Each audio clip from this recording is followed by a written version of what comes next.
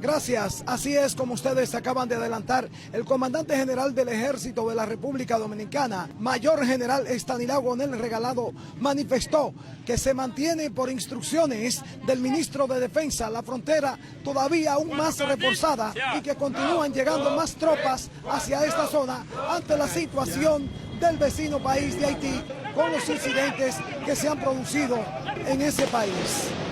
Reforzado, la frontera tiene alrededor de 8.500 hombres.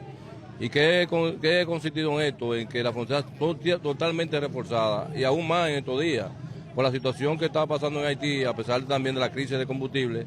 El ministro depuso también que fueran enviados alrededor de unos 1.200 hombres más, tanto de las unidades élite como son los cazadores, los comandos, precisamente para contrarrestar cualquier tipo de acción. El comandante general del Ejército de la República Dominicana, Mayor General Estanislao Gonel Regalado, realizó estos pronunciamientos mientras supervisaba en la zona fronteriza las tropas que han llegado en esta zona como parte del reforzamiento militar. Es todo lo que tengo en cuanto a esta información. Ahora retorno a los estudios.